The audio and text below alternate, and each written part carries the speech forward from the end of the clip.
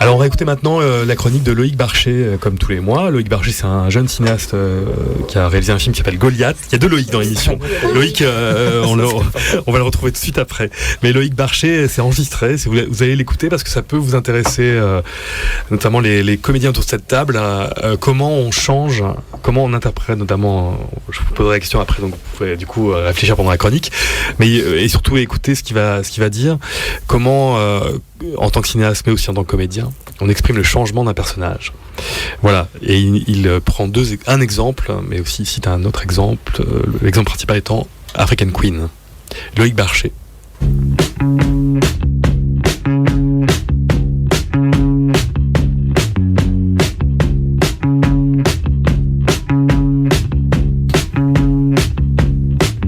Très souvent, je pense à Katharine Hepburn et à sa façon de servir le thé.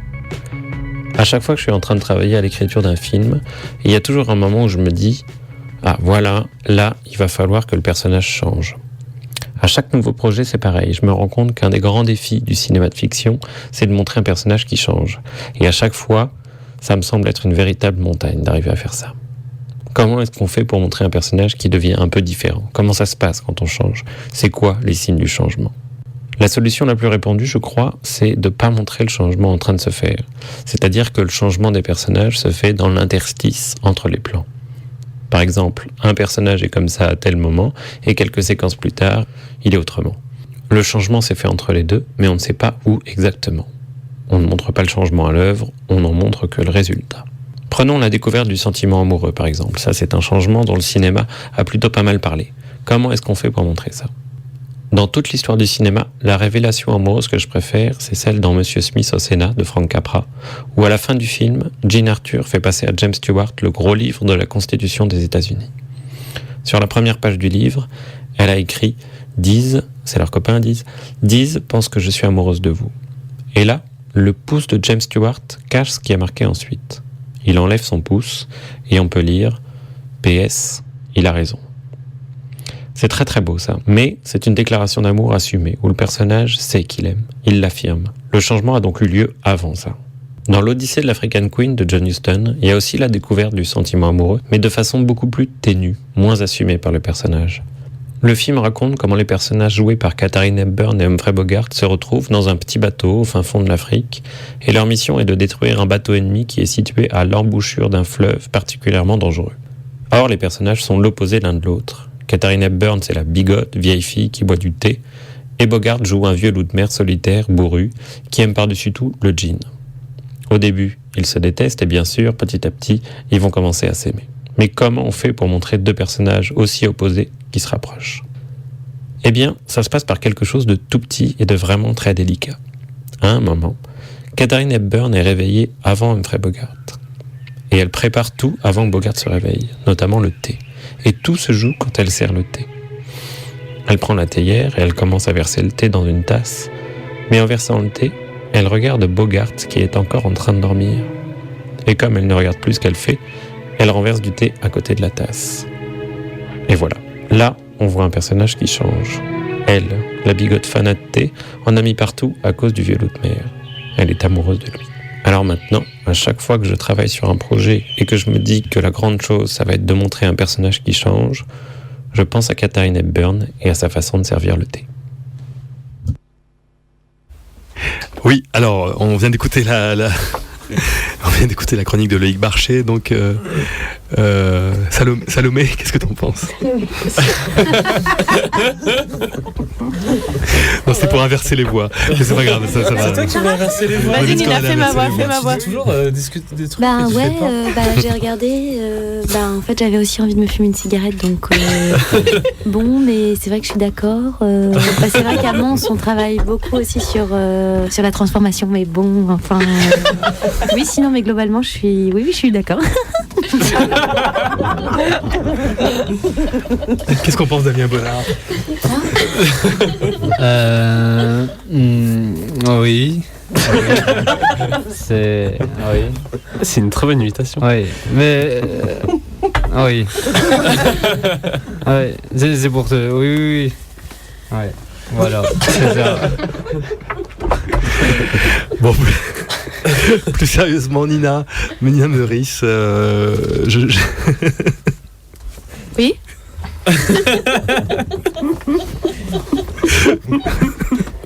Que pensez-vous de cette chronique ? Le changement, je pense que c'est vrai que on nous demande régulièrement d'endosser des rôles qui demandent une une évolution du personnage assez je patine. Peut-être que Hamza Méziani peut répondre. Ouais. Oui. Alors, non, c'est vrai, parce que des fois, on veut changer, puis on le fait un peu contre soi, dans un moment de contre-soi. On est un peu à contre-courant d'une vérité qui elle-même est déjà fausse.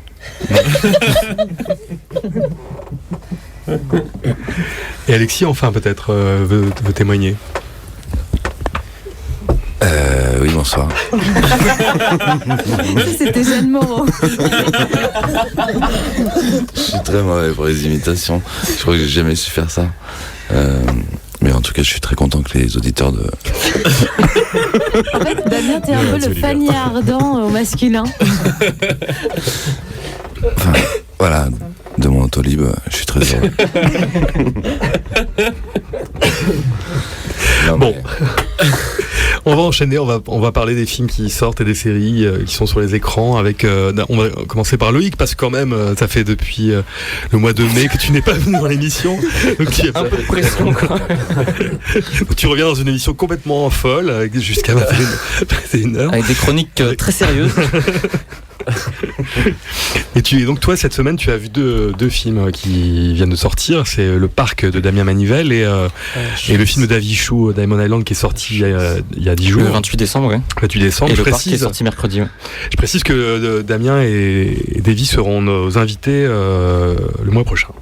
Voilà, d'où ces chroniques qui ne sont pas si innocentes que ça. Voilà. Puis vu qu'on faisait un petit plateau autour du cinéma français, autant parler de jeunes cinéastes français aussi. Donc on va commencer avec Le Parc. Donc Le Parc, c'est le deuxième long métrage de Damien Manivelle, juste après Un jeune poète qu'on avait reçu, donc Damien Manivelle il y a quelques mois à Contrebande. Alors c'est l'histoire de... donc comme son nom l'indique, ça se passe dans un parc et on devine très vite que c'est le premier rendez-vous entre deux adolescents. Ils sont lycéens, ils viennent probablement de passer le bac, ou en tout cas ils vont le passer. Et on devine que c'est un premier rendez-vous amoureux, et donc c'est ce sentiment amoureux qui va commencer à naître, qui va commencer à être entretenu jusqu'au moment où ils vont devoir se séparer parce que le garçon doit faire quelque chose, doit partir. J'en dis pas plus parce que moi, avant d'aller voir le film, justement, j'en savais pas plus. Je savais juste que ça parlait justement de cette histoire de deux lycéens qui se rencontrent et voilà. Et le film est plein de surprises justement à partir de ce moment-là, à partir de cette séparation. Et le premier mot, moi, qui me vient à la tête en sortant du film, c'est que c'est un film qui est très apaisant. C'est un film, c'est aussi apaisant qu'envoûtant, et c'est un film dans lequel on rentre très très progressivement pour mieux s'y perdre et vraiment s'y abandonner. Et là, Damien Manivelle, dans Le Parc, il creuse une veine poétique qu'il y avait déjà dans Un jeune poète, mais c'est une poésie qui est assez pure et qui est assez subtile. Je veux pas non plus lancer une polémique ou quoi que ce soit, mais par exemple, c'est l'opposé de Patterson, Patterson, c'est ça, de Jim Jarmusch, où on dit ça c'est de la poésie, il faut que vous appréciez ça comme de la poésie, regardez comme c'est beau. Là, Le Parc, c'est une poésie qui est très diffuse, qui est comme ça, qu'on ressent comme on le veut au fur et à mesure du film.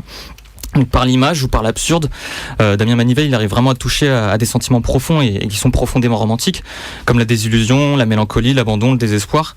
Et il arrive à capter finalement l'essence de sentiments de façon très simple. Et ce qui capte aussi, moi, qui m'a beaucoup touché, c'est ce qui capte également en fait ce qui fait l'essence d'une saison. D'un climat, parce que le film se déroule dans une atmosphère qui est à mi-chemin entre le printemps et l'été. C'est pas vraiment encore l'été, c'est pas complètement la fin du printemps, et ça on le sent très très bien. On voit la nuit tomber, si effectivement au cours d'un plan séquence qui est bouleversant, où on voit finalement la lumière petit à petit se diminuer, et finalement la seule lumière qui vient à ce moment-là dans le plan petit à petit, c'est le smartphone de la demoiselle.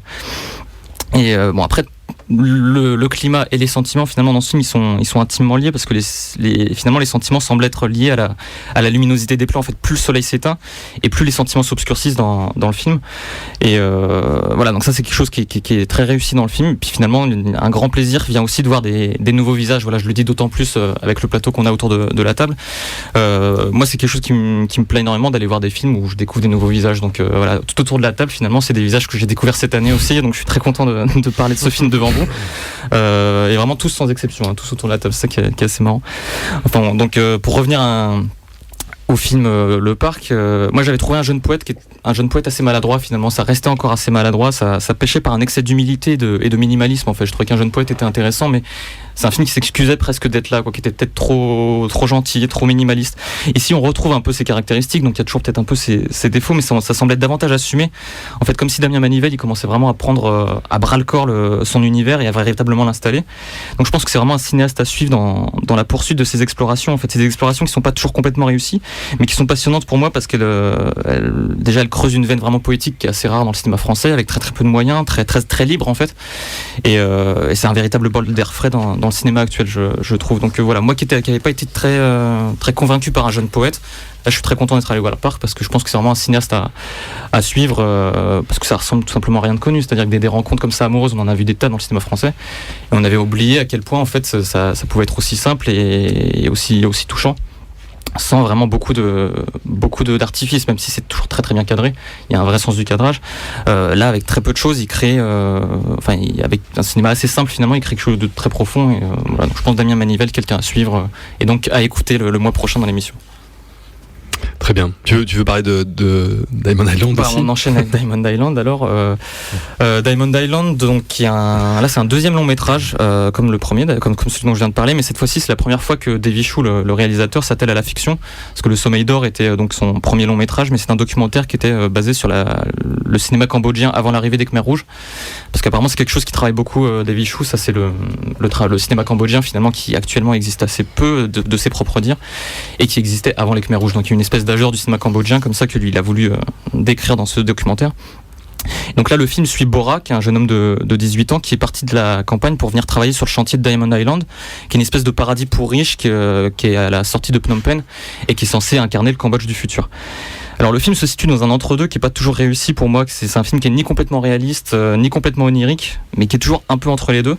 Clairement c'est un choix de la part du cinéaste, hein, il a voulu le faire comme ça. Mais finalement avec les personnages sont assez peu expressifs et donc l'émotion elle est assez difficile à ressentir. Mais il y a vraiment un énorme travail sur la forme en fait qui permet vraiment par contre de ressentir de façon plutôt forte l'environnement dans lequel évoluent les personnages. Donc si c'est-à-dire que le film tire vraiment complètement parti d'un décor qui est complètement fascinant. C'est-à-dire c'est très occidentalisé, très européen, très luxueux en fait. Et à côté de ça, il y a la misère, quoi. Il y a les bidonvilles, il y a ces ouvriers qui travaillent sur un chantier d'un décor dont ils pourront jamais profiter finalement.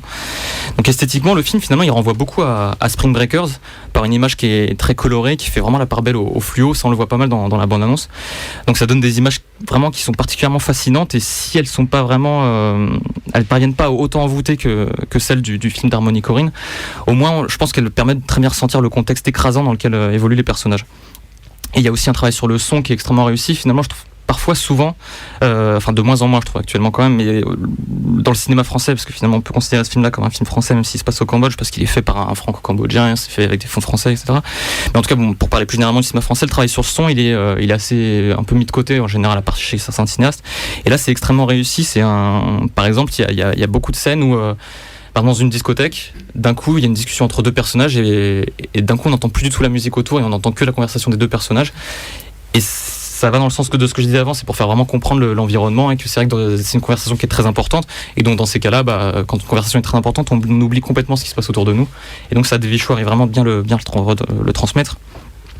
Après voilà, moi l'une des autres limites pour moi du film, c'est que ça ressemble un peu à un objet sociologique. Donc ça donne à la fois, donc ça ce qui est bien, c'est d'avoir une réalité qui est très méconnue. Enfin en tout cas moi je la connaissais assez peu, mais la place du spectateur du coup c'est un peu toujours celle, surtout nous en tant qu'Européens, c'est de regarder un peu des bêtes curieuses quoi. C'est un peu la sensation que moi j'ai eue personnellement. Alors c'est peut-être que moi, je sais pas si c'est un problème, mais en tout cas voilà, je trouve que la place du spectateur est toujours un peu ambiguë. Mais c'est intéressant. Enfin j'ai vu ce film là très peu de temps après Le Parc. Est-ce qu'on peut en tout cas s'il peut y avoir un point commun entre ces deux jeunes cinéastes et ces deux films, c'est finalement d'emmener quelque chose de très concret et de réaliste. Dans un premier cas, une rencontre amoureuse, et dans un deuxième cas, la vie d'ouvriers qui viennent donc trouver du travail dans une capitale, dans un pays qui est en complet bouleversement. Donc d'amener ces choses très concrètes, très réalistes, vers des sentiers qui sont complètement oniriques, et pourtant tout ça pour essayer de tenter de capter finalement l'essence de sentiments, de situations et d'atmosphère. Donc je trouve que c'était intéressant parce que c'est deux démarches de cinéastes qui peuvent être semblables mais qui donnent un résultat complètement différent au final, mais qui sont assez passionnants quand même malgré tout, même si j'ai des réserves sur Diamond Island. C'est quand même, je pense en tout cas c'est des cinéastes à suivre et à écouter le mois prochain. Très bien, merci Loïc. Juste avant de retrouver Hélène et Gérard, je ne sais pas lequel de vous deux voudra commencer. Une question collective. D'abord juste, est-ce que vous allez souvent au cinéma? Est-ce que vous avez un film à recommander, tous autour de cette table? Damien, tu t'attendais pas à ça, tu t'écoutes. Non, je vais souvent au cinéma, j'y vais quand même assez régulièrement. Il y a une époque, j'y allais trop, je crois. Non, c'est vrai, j'allais voir, au moins 3 films par jour, et en fait, on devient complètement fou. Parce qu'on mélange tout, on comprend plus rien, et on déguste, il y a plus. Et qu'est-ce que à recommander récemment? Non, mais en plus j'ai vu un truc très beau. Mais C'était Patterson, peut-être vous voulez en dire? Oui, mais après il faut laisser le temps aux autres. Non, j'ai été voir, mais en fait parce que je sais pas, je suis attaché. Je trouve c'est pas forcément le plus grand film du siècle. Non, j'ai été voir le film de Denis Villeneuve, c'est ça que j'ai vu récemment. Premier contact. Ouais, Premier contact. Et en fait, moi, Denis Villeneuve, c'est vraiment un mec qui m'intéresse, qui pour moi fait du cinéma. Enfin, mon film préféré chez lui, c'est un film qui s'appelle Ennemi, qui est adapté de Saramago, là, un écrivain portugais, mais il a un truc quand même très fort. Enfin, là, il est en train il passe un peu dans une autre cour, et il commence à faire des très gros films, mais il a toujours un geste très artistique et un truc très fort. Et voilà, et ce film m'a fait du bien. Voilà. C'était donc ma chronique. Très bien. Je sais pas non, mais c'est pas obligé, hein. C'est un mec qui me regarde, tétanisé. Non, mais moi c'est déplorable, j'habite en Belgique et alors au niveau distribution c'est vraiment une catastrophe parce qu'on n'a pas le quart du tiers des films qui sortent en France qui arrivent jusque dans nos cinémas et c'est super frustrant. À chaque fois que je viens ici à Paris, je suis éblouie par le nombre de films qui sortent, le nombre de films français qui sortent. En Belgique c'est une catastrophe, même les films belges tiennent une semaine max à l'affiche, enfin c'est vraiment désolant. Et puis du coup je me rattrape sur le téléchargement illégal que je trouve qui est quand même une solution formidable. Je trouve que des films qui sont financés par l'État doivent retourner aux gens, à ceux qui l'ont financé, c'est-à-dire le contribuable, et vive le cinéma libre. Tu lances un débat. Alors Hélène, tu commences du coup? Je fais ça tombe bien, ça fait la transition puisque Hélène parle de séries qu'on peut télécharger illégalement. Oui, je me fais un malin plaisir de le rappeler chaque mois. Et donc ce mois-ci, c'est The Young Pop, une série HBO, je sais pas si certains l'ont vu. Ouais, j'ai entendu parler. D'accord. Donc créé et réalisé par Paolo Sorrentino, c'est une coproduction italo-franco-espagnole. Comme moi, je n'ai vu absolument aucun film de Paolo Sorrentino. Ah, je savais. Ah, merci. Donc, je vais pouvoir me lâcher tranquillement.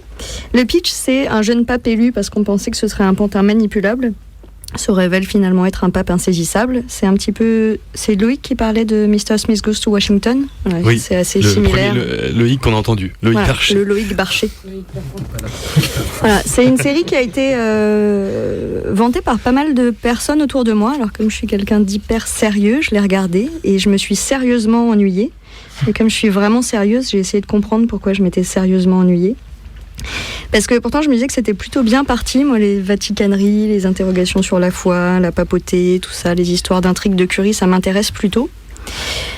Et effectivement, ça m'a un peu intéressée, mais je me suis dit que justement c'était peut-être là le problème, c'est que cette série, elle m'intéressait et qu'elle parlait à ma tête, éventuellement un peu à mon sens du beau, parce qu'effectivement il y a de très beaux plans, il y a des travelling assez magnifiques quand... au début de la série, Jude Law s'avance, le pape, Pie XIII s'avance pour aller prononcer sa première homélie. Il y a des scènes qui sont parfaitement chorégraphiées.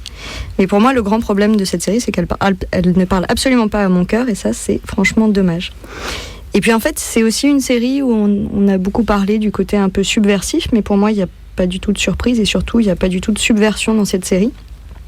Alors on voit effectivement ce beau jeune pape qui enfile ses tongs hawaïanas au réveil, qui demande son cherry coke et qui rejette tout le petit déjeuner qu'on lui a préparé, qui se tape sa clope alors que Jean-Paul II a interdit de fumer dans le palais apostolique quand lui-même était pape.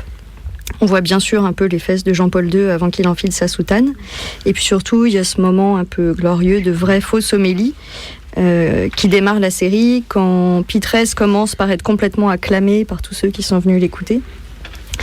Avec un discours dans le genre on a oublié d'aimer notre prochain, on a oublié d'aimer Dieu, et puis tout à coup paf, il part tout de suite dans mais nous avons aussi oublié autre chose, nous avons oublié la masturbation, de faire des enfants grâce à tous les moyens que la science nous offre, le mariage homo, que les sœurs célèbrent la messe et qu'en sais-je.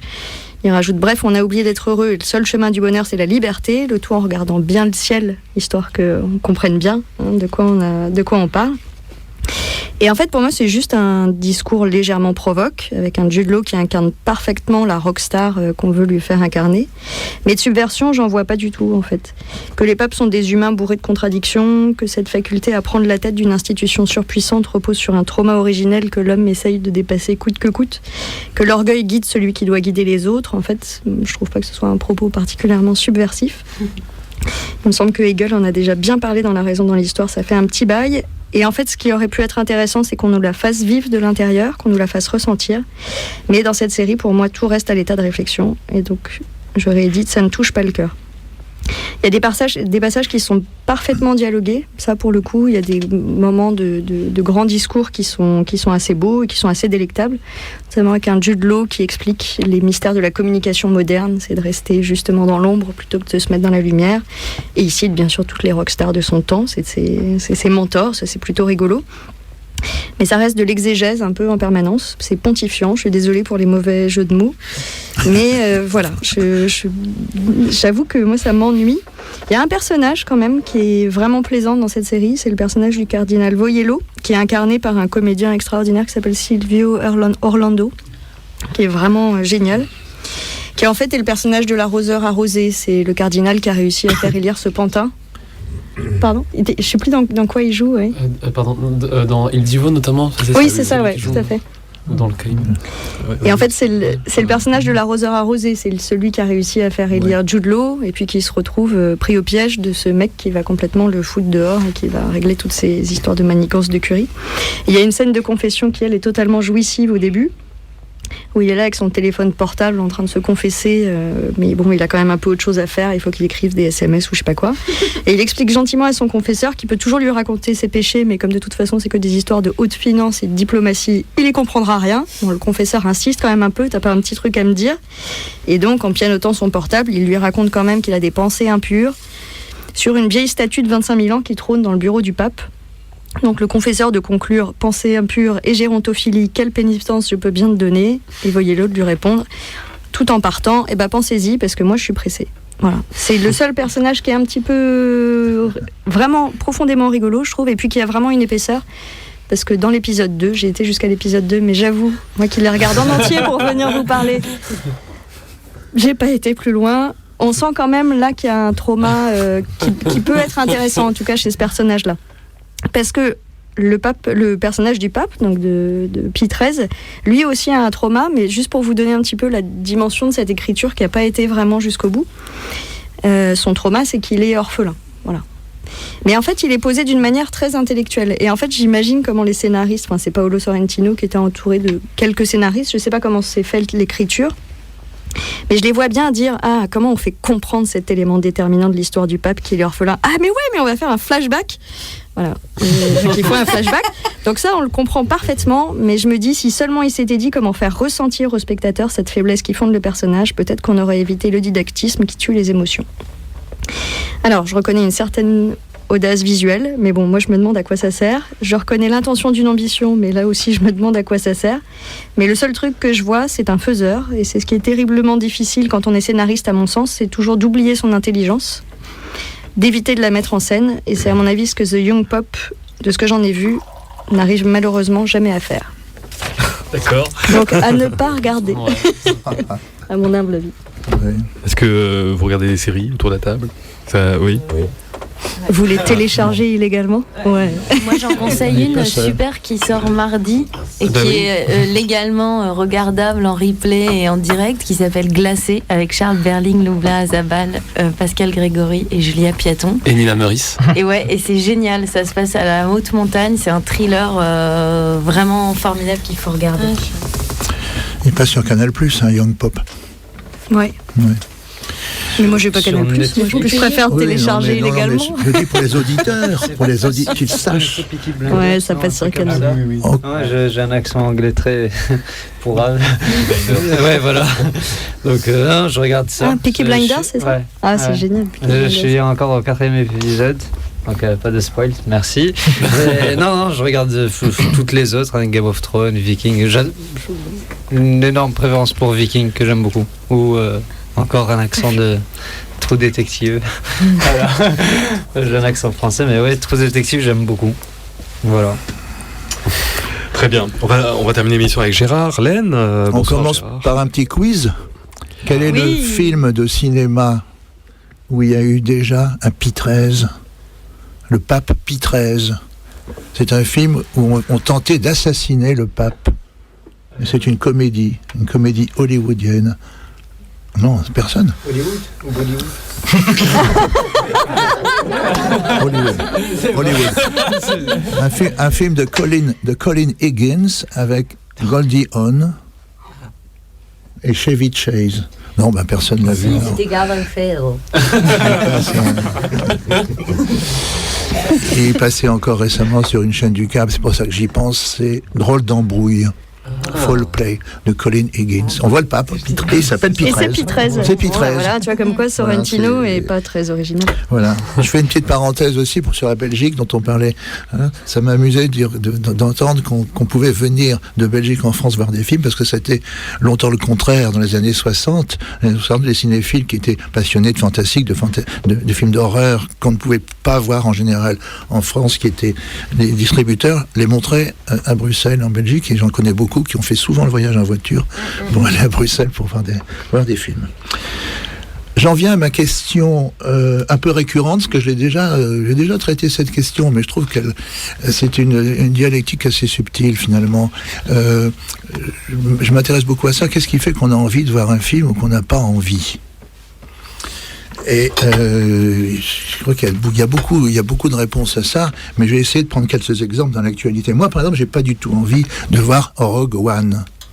Hein, c'est le Star Wars numéro qui d'ailleurs ne fait même pas partie du cycle fondateur. Tu as tort, Gérard. C'est vachement bien. Tu as profondément tort. Ah oui. Mais il parle d'envie. Ah oui. Alors, Ouais. c'est ce qu'on appelle, alors on va encore dire un mot horrible, c'est un spin-off. Hein. Ouais. Voilà.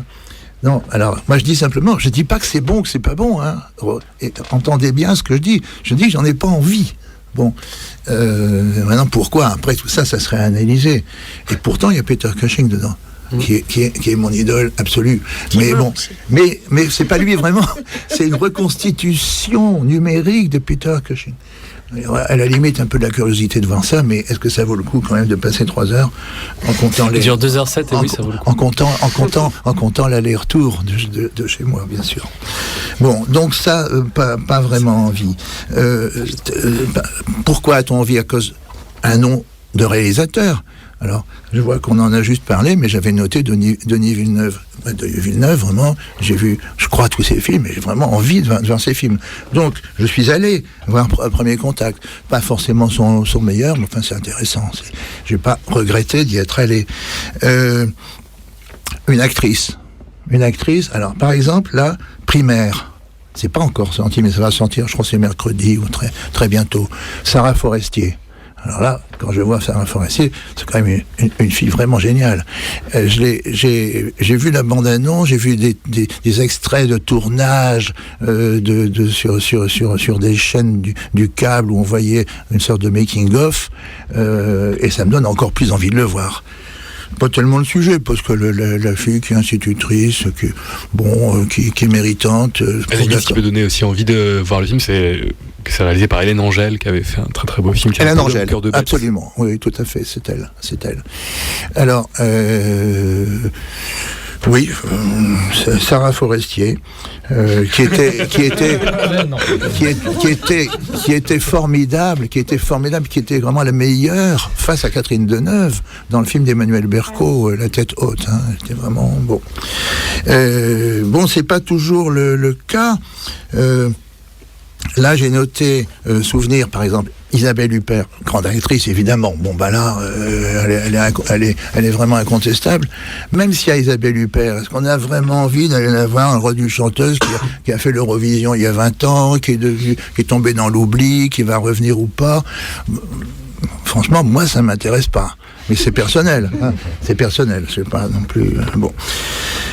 Quand je vois, il y a un film qui s'appelle Quelques minutes après minuit. C'est de Bayona.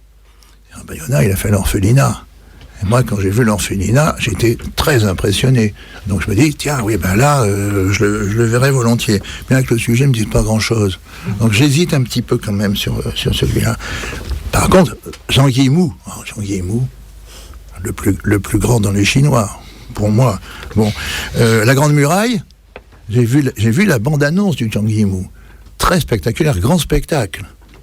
Un cinéphile aime bien aussi le grand spectacle. Donc, j'ai très envie. Je crois que vraiment, je vais y aller le plus vite possible. Alors, d'autres, on hésite beaucoup plus. The Birth of a Nation. Vous n'avez pas entendu parler. C'est pas le film de Griffith. C'est pas Naissance d'une nation de Griffith. Birth of a Nation. Moi, j'aimais bien le marketing du film. C'est mieux que 12 Years a Slave. C'est ça, hein? C'est comme ça qu'ils le vendent sur l'affiche. C'est faux. C'est faux, en fait. C'est faux. Parce que non, c'est un certain Nate Parker qui a fait ça d'après un roman. C'est un film, c'est pour tout simplifier, c'est un gros film édifiant. Mais vraiment très édifiant. Et c'est bien triste, l'esclavage, c'était vraiment des atrocités. Oh là là, c'était vraiment très mal. Mais enfin, voilà, c'est un peu tout, ça se limite à ça. Sean Penn, moi j'aime beaucoup Sean Penn. C'est un type bien, en plus, Sean Penn. Mais il fait pas forcément des bons films comme réalisateur. Et là, encore un film édifiant, The Last Face. Je l'ai vu parce que j'ai été obligé de le voir. Mais Last Face, c'est... Non, mais franchement, c'est l'humanitaire, les médecins humanitaires en Afrique. Et puis une idylle on s'en fout, mais alors complètement de cette histoire. Bon, donc ça, pas vraiment. Un autre phénomène, c'est le buzz. On dit, ouais, le buzz, on commence à... Oui, bon, là, il y a un buzz formidable pour le film d'Émilie Deleuze, par exemple. Jamais contente. Je vais y aller tout de suite. Moi, j'y vais demain. Il y a une projection demain. Émilie Deleuze, de Buzz, pardon. Deleuze, non. Et j'avoue, j'ai envie. Est-ce que c'est ce buzz qui m'a donné envie? Difficile de le savoir. Je pense que ça sera la même chose pour le film de Fanny Ardant avec Depardieu, parce que un film... pourquoi vous dites « ah » Vas-y, continue. Vous en avez parlé tout à l'heure? Non, on va te dire après. Ah bon? Non, parce que le divan de Staline, c'est dire, voir Depardieu dans le rôle de Staline, dirigé par Fanny Ardant, si on n'a pas envie de ça, on arrête d'aller au cinéma. Et quand on sait en plus qu'il y a Alexis Mananti dans le film, qui est à tes côtés, c'est pas vrai. On a encore plus envie. Fanny a choisi d'enlever, voilà, de supprimer mes élans. Donc voilà. Mais raconte-nous ça, t'as des scènes coupées alors dans le film. Oui. Dans quel rôle tu joues quoi? Chauffeur d'autolib. Je joue le rôle de Tchirikov, qui est un soldat qui doit surveiller, qui surveille. Tu peux pas faire un court-métrage avec les scènes qu'on n'a pas vues? Tu pourrais récupérer les rushs et en montrer un court-métrage. La règle appartient pas les rushs, tu sais. Ou un clip, c'est ce qui est arrivé avec le. Non, mais je recommande quand même du film de Morgane Simon. Bien, moi je vais y aller en tout cas. Je vais y aller. J'ai entendu tout à l'heure qu'on avait parlé déjà de Patterson. C'est Loïc. Peut-être pas en très Non, j'en bon. ai pas parlé, j'en ai évoqué. Oui, évoqué, pas en très bon terme, j'ai l'impression. Bon, Jarmusch, on y va quand même obligatoirement, quoi. Enfin, moi, j'y vais. Quand il y en a un, j'y vais. C'est un minimalisme parce que il se passe pratiquement rien à la fois dans le scénario et sur l'écran. C'est quand même cinématographique. Je crois on peut le dire comme ça. C'est l'histoire d'un couple à qui il n'arrive rien. C'est strictement rien. Enfin si, il est conducteur de bus, puis un jour il tombe en panne le bus.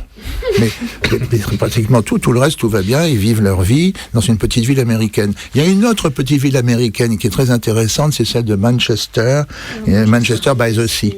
Ben, ça, je sais pas, on en a déjà parlé, ou je sais plus, non ici, non, je pense pas. On n'a pas parlé Pas ici. Il y a, bon, un film de Kenneth Lonergan avec beaucoup, là, par contre, beaucoup de personnages, il se passe beaucoup de choses, c'est très long, mais ça se regarde comme une série, Hélène. Ça se regarde un peu comme une série américaine, je sais pas, Peyton Place ou ce genre de choses.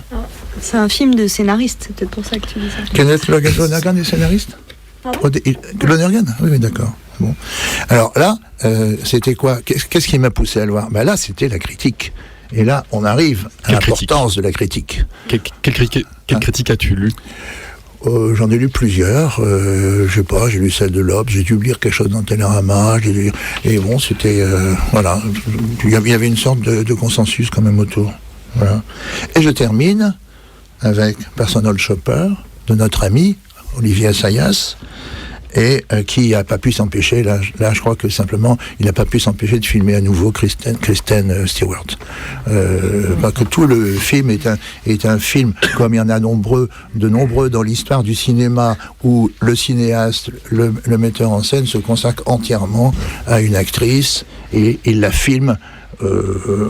J'en sais pas plus, hein, mais on peut dire amoureusement. Manifestement, il y a quelque chose même si c'est pas du domaine privé, c'est du domaine cinématographique. Tout ça tourne autour de la dialectique fantastique. Est-ce qu'on est dans le fantastique ou est-ce qu'on n'est pas dans le fantastique? C'est très difficile à faire. C'est pour ça que moi je dis c'est pas un des meilleurs films d'Olivier, hein. Mais c'est très intéressant quand même. Et puis pourquoi c'est difficile? Parce que c'est une dialectique qui appartient beaucoup plus à la littérature, à la littérature fantastique. Cette espèce d'hésitation, on ne sait pas. Est-ce qu'on voit? Est-ce que c'est vraiment quelque chose de surnaturel? Est-ce que ça l'est pas? Est-ce que c'est paranormal? Est-ce que c'est normal? On ne sait pas vraiment. Et la fin nous en dit pas beaucoup plus. Je crains un peu que ça laisse le grand public sur sa faim à ce moment-là. La fin qu'il a sur sa fin. Et voilà. Mais ça peut très bien se voir, et ça se voit agréablement, ne serait-ce qu'à cause de Kristen Stewart. Très bien. Très bien, merci Gérard pour cette revue. Est-ce que quelqu'un, entre-temps, veut dire, voilà, j'ai envie de voir tel film, ou je veux... Moi, je voulais juste dire à Gérard que sur Arte Créative, il y a quelque chose qui s'appelle Tutotal. Vous avez déjà vu ça? Mais vous êtes un peu le Tutotal de la radio, quoi. Et je trouve que c'est génial. Voilà. C'est quoi, et donc, le principe de Tutotal, c'est des tutoriels pour apprendre à faire du bricolage. Donc, ils réutilisent ces images comme ça du net. Et ils jugent les bandes annonces de films comme ça en montage parallèle avec, des tutoriels avec les voix qui sont reprises de tutoriels de choisir des rideaux dans sa salle de bain ou ce genre de choses. Voilà, c'est pas exactement pareil que la chronique de Gérard, mais il y a quand même des similitudes. C'est à quelle heure? Tutotal, c'est à quelle heure? Moi, je regarde ça sur internet. Faut taper Tutotal Arte Créative. Il y a des trucs de ce genre-là sur Arte. Il y a Blow Up, par exemple, qui est formidable aussi. Blow Up, ouais. Très bien, on dépasse parce qu'il n'y a pas d'émission derrière visiblement. Ah, c'est ça. Ah, je m'étonnais. Non, je sais pas, Anita n'est pas encore là, il est 21h11, donc on peut... voilà, on va pas non plus... Mais...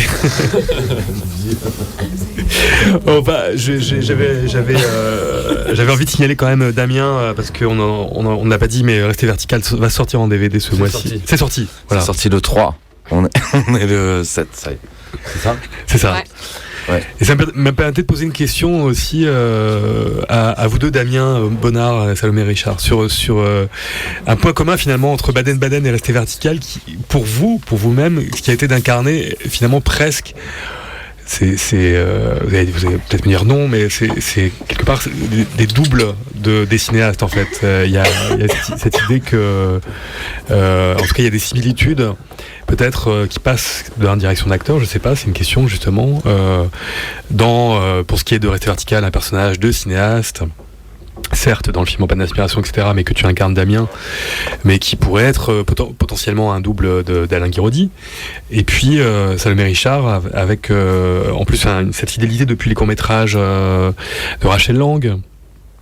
Donc j'imagine la tentation parfois d'être proche de la manière dont s'exprime peut-être Rachel Lang dans le jeu de ces personnages féminins. Donc c'était des questions un peu à tous les deux sur cette idée de double au cinéma que potentiellement vous pouvez incarner. Tu vas, j'y vais. Quand tu veux. Moi, je peux dire qu'indéniablement, le fait de travailler depuis 7 ans avec Rachel, c'est-à-dire qu'on a fait 2 courts-métrages avant de faire ce premier long-métrage, ça fait qu'on se connaît bien, voire très bien. Et que, bien entendu, il y a des choses de ce qu'est Rachel qui infusent sa direction et qui, du coup, transparaissent dans mon jeu. Et puis, après, Rachel s'en défend super fort. Elle veut pas du tout qu'on croie que c'est elle, que c'est une sorte d'alter ego fantasmé ou que ce serait une sorte de, je sais pas, de magnification d'elle-même ou je sais pas. Mais ouais, moi je pense que c'est indéniable. Effectivement, il y a des choses de Rachel qui arrivent parce que c'est elle qui l'a écrit aussi, parce que c'est avec sa sensibilité qu'elle plonge dans cette matière et que évidemment que finalement il y a des choses d'elle qui s'y retrouvent, peut-être malgré elle, enfin, mais c'est on peut pas faire autrement parce que c'est son film, enfin voilà. Après il y a jamais eu de sa part la volonté que je l'imite ou que je l'incarne, jamais, vraiment. Il y a des choses qui échappent. Et de ma part non plus. Voilà. Et puis on m'a demandé à moi aussi, est-ce que c'est vous? Et puis non, c'est pas moi. Moi, je m'exprime pas comme ça, je me tiens pas comme ça, je parle pas comme. Enfin, je suis pas Anna. Rachel est pas Anna. Je sais pas, peut-être que Anna est une sorte de mi-chemin entre Rachel, moi et plein de monde. Voilà. Mais là, il y a presque cette idée de Douanel féminin. Enfin, on y pense. Ouais, on a dit souvent ça. On m'a souvent traité d'Antoine Douanel. mais là, c'est fini. En fait, Rachel et moi... Vous arrêtez de faire des films ensemble? Pour l'instant. Pour l'instant, ouais. En tout cas. Le cycle Anna contre le monde vivant est terminé. Très bien. Et Baden il sort aussi en DVD. Oui, et il est sorti, je crois. Il est sorti aussi. Ouais, je pense. Très bien. Du coup, je réponds. Oui, tu réponds. Et non, moi, j'y avais pas. Par rapport au film d'Alain, j'ai pensé forcément vaguement parce que le personnage est scénariste. On ne sait pas trop s'il est réalisateur ou scénariste. Mais j'y pensé vaguement, mais par contre, à aucun moment, je me suis dit c'est Alain. Je sais pas, parce que je me suis complètement parti en le lisant, en fait, je suis parti dans le personnage et j'ai pas fait le lien avec Alain du tout. Mais du coup, à aucun moment, même sur le tournage, je me suis pas mis à observer Alain c'est après, en fait, que c'est lui, en fait, qui à Cannes a dit que j'étais son alter ego, et du coup, je me suis dit, tiens, chouette. Mais j'avais pas du tout. Du coup, c'était que un truc de personnage c'était un. Ouais, j'avais pas mis cette dimension aussi proche, en fait. Je trouvais, le scénario m'avait emmené tellement loin que du coup, ça m'avait éloigné d'une réflexion comme ça. Je sais pas, j'ai peut-être pas été clair. Si. Non, mais je pense que tu étais très clair. Du coup, j'ai pensé qu'à Léo, en fait, à ce qu'il était lui. Après, sur le devenir de Léo, qu'Alain, on n'est pas d'accord. Moi, je pense qu'en fait, je sais qu'Alain dit l'inverse, mais moi, je pense qu'à la fin du film, en fait, Léo... Dis pas la fin, moi, j'ai pas vu encore. Non, mais je pense qu'il écrira ce qu'on a vu un jour, et puis Alain dit que non. Il me dit que j'ai tort. Donc, on est... Voilà. Ouais, Rachel et moi, on n'est pas d'accord sur le fait que ce soit un film féministe. Rachel, elle dit que c'est pas du tout un film féministe, et moi je dis que c'est un film féministe. Voilà. D'accord. Mais c'est normal que vous ayez votre vision de chacun du film.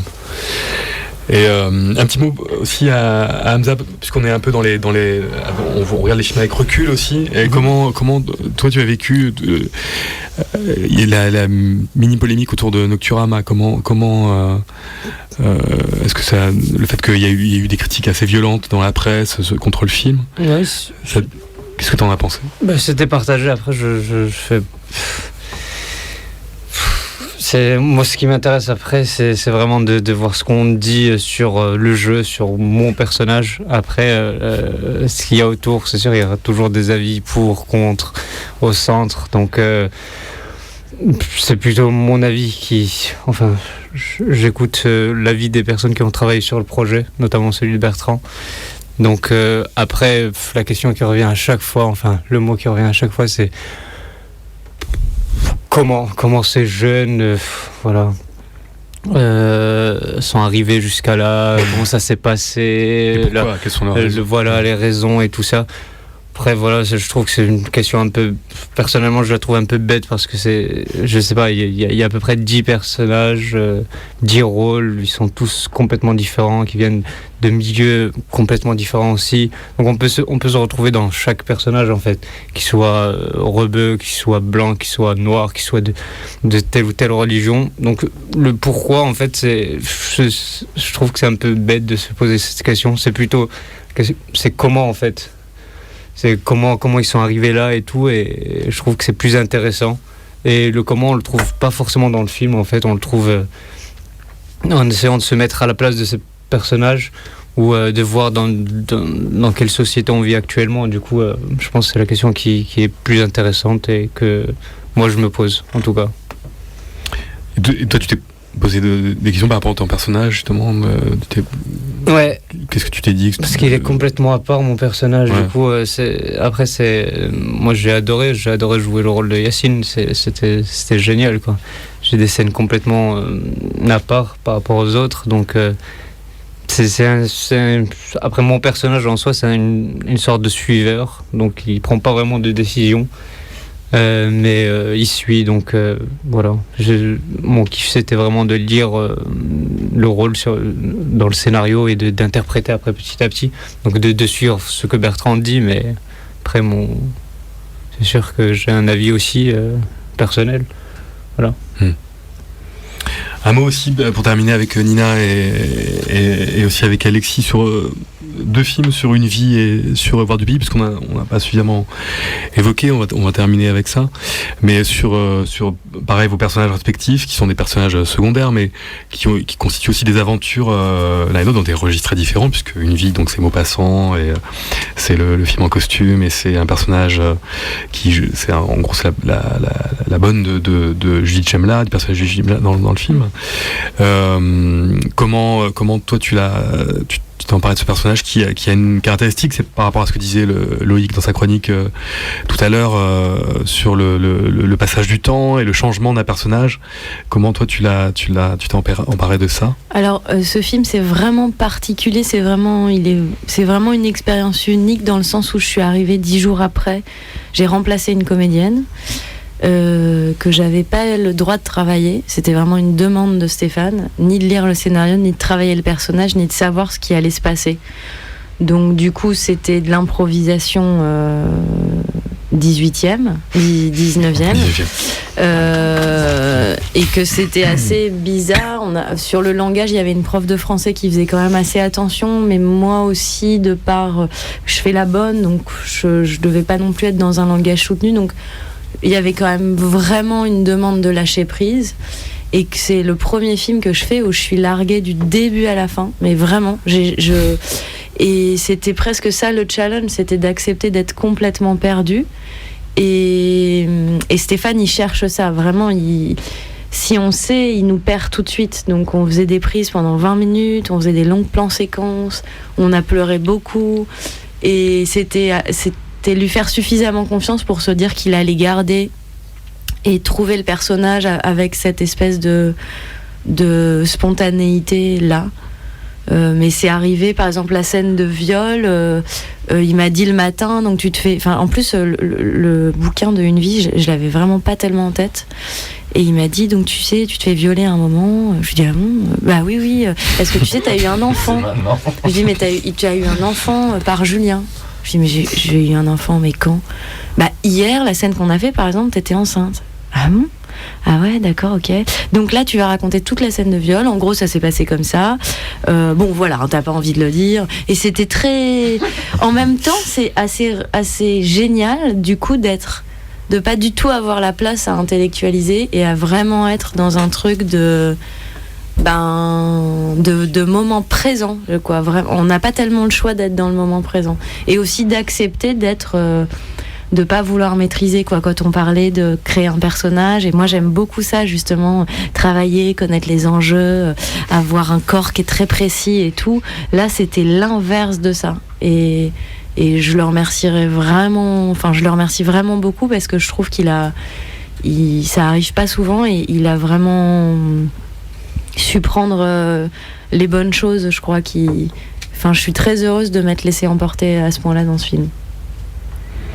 Et Alexis, pour ce qui est de ton personnage de soldat dans Voir du pays, comment toi tu as travaillé avec Delphine et Muriel Coulin, notamment pour aborder, je pense à ce monologue que tu as à un moment donné qui est assez fort. En fait, on a Delphine et Muriel, elles sont beaucoup intéressées au sujet, donc elles ont côtoyé des vrais militaires, et parmi les comédiens du film, il y en a qui avaient eu ce syndrome post-traumatique, et donc ça a été beaucoup de travail et d'échanges avec eux. Elles nous ont aussi fait passer des documentaires, et donc c'était comme ça, et puis après c'était assez bien écrit, donc je sais pas, mais il y avait on a beaucoup travaillé entre nous, en fait, on s'est beaucoup avec les soldats, savoir un peu comment ils avaient vécu l'expérience. Donc ils étaient de notre génération en plus, qui eux avaient choisi d'aller faire la guerre pendant des années. Micro. Oui, pardon, je disais qui étaient des hommes du même âge que nous, et qui avaient eux choisi d'être soldats, en fait. Et du coup, ça provoque forcément des discussions. Non, c'était super enrichissant de travailler, d'être face à eux, et même dans la construction du comment elles avaient décidé dans le plan de travail, elles avaient très bien travaillé.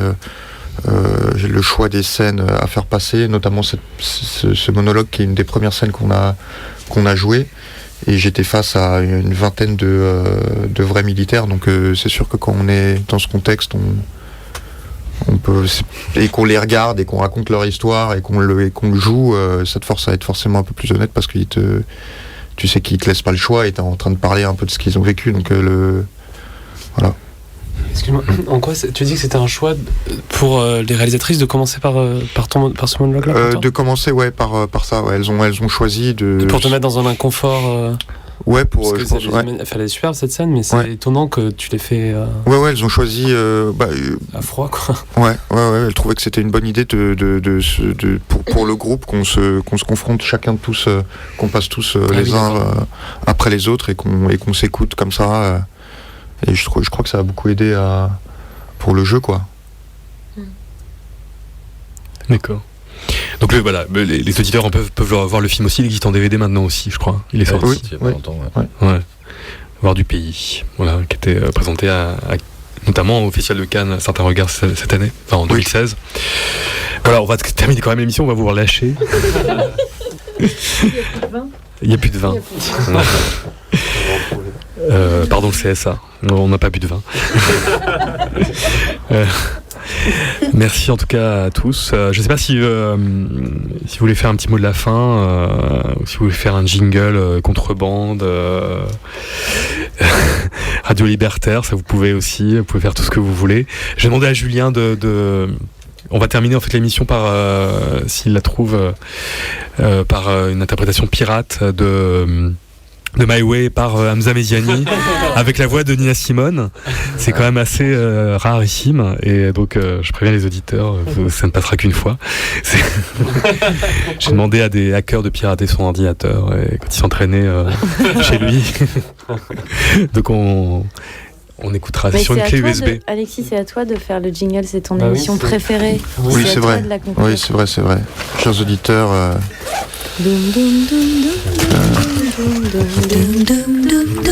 Non, c'est pas très radio libertaire ça, les gars. Faire plus de bruit, plus de non. Comment elle s'appelle l'émission? Contrebande.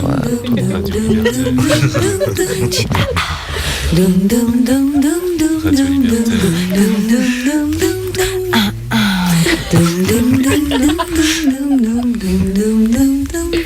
Un petit rap?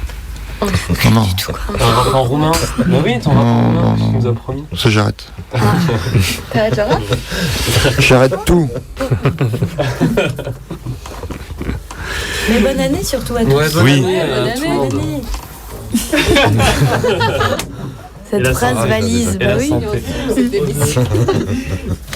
Ça avait bien commencé pourtant dans le. Mais ouais. Mais non, mais c'est passé trop vite surtout. Moi j'ai une blague sinon. Raconte une Non, blague. c'est Monsieur et Madame stériles n'ont pas d'enfants. Ah, pas mal. Pas mal. Le rire est arrivé Pas en mal. décalé. T'as vu? C'est comme avec ta blague, tout est Et moi, décalé ce c'est soir. monsieur et madame VG, non pas d'enfants, comment l'appelle-t-il? Yves. Bon, la chanson est calée, donc on peut terminer l'émission. Merci à tous, merci à Julien qui a réalisé l'émission. Bon, Julien Chastan. Bravo Julien. Merci Julien. Merci Juju. Merci Bernard. Merci Bernard. Et on se retrouve, nous, pour Contrebande le 4 février, samedi 4 février. Et puis évidemment, vous êtes les bienvenus. Vous pouvez repasser quand vous voulez, le samedi soir ici. Merci. Pour notre Merci. chanson. Ouais, absolument. Merci beaucoup.